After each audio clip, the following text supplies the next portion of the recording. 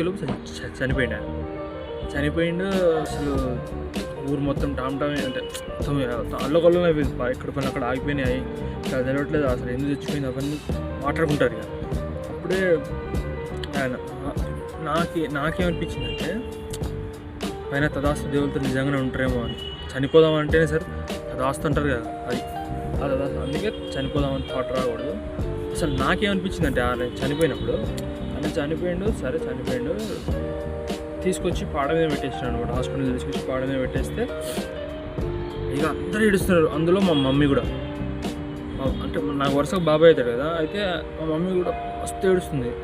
అంటే చాలా అంటే ఇండైరెక్ట్గా చాలా దూరం చుట్టాలు అంటారు, మా తాత వాళ్ళ అట్లా వస్తుంది. అయితే మా మమ్మీ మస్తు ఏడుస్తుంది. ఆమె ఏడుపు చూసి నాకు ఘోరంగా ఏడుపు వస్తుంది.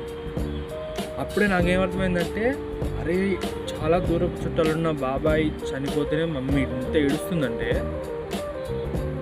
సొంత మనుషులు చచ్చిపోతే, కొడుకు కానీ కూతురు కానీ భర్త కానీ చనిపోతే వాళ్ళ మనసు ఎంత కుంగిపోతుంది చూడండి. ఒకసారి ఊహించుకోండి మీరే.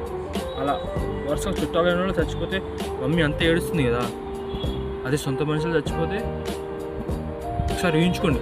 ఇది ఇందులో ఏంటంటే ఎప్పుడైనా సరే చావాలి చచ్చిపోవాలి అనే డెసిషన్ తీసుకోకూడదని ఆ రోజు నాకు అర్థమైపోయింది. ఎందుకంటే మా అమ్మ ఏడుపు చూసి నాకు ఘోరంగా ఏడుపు వస్తుంది. ఇదయ్యా అంటే ఈ వీడియో చచ్చిపోదామనుకున్నా లేకపోతే చనిపోకూడదు అనుకున్నా కూడా ఒక్కసారి మీ మమ్మీ మీ చుట్టాలు ఎవరైనా చచ్చిపోయినప్పుడు చూడండి. మీ మమ్మీని ఒకసారి, మా మమ్మీని మస్తు ఏడుస్తుంది. అసలు ఎప్పుడు చనిపోయేటప్పుడు చూడండి, ఎవరైనా ఎప్పుడు ఏడవని వాళ్ళు కూడా ఏడుస్తూనే ఉంటారు. నేను కూడా మా బాబాయ్ ఆ రోజు చనిపోయినప్పుడు ఏడవకూడదు అనుకున్నా, చూడంగానే మా మమ్మీ కూడా ఏడుస్తుంది, ఆయన కూడా అక్కడ కూడా ఉన్నాడు. నాకు ఘోరంగా ఏడుపు వచ్చేసింది. ఓకేనా. అయితే ఈ టాపిక్ అంటే దీని మోరల్ ఏంటి అంటే, చనిపోదామని అనుకోకూడదు, చచ్చిపోవాలి అని డెసిషన్ కూడా తీసుకోకూడదు. తీసుకునే ముందు ఒకసారి మీ మమ్మీ ఏడ్చేదాన్ని ఒకసారి ఊహించుకోండి. సరేనా.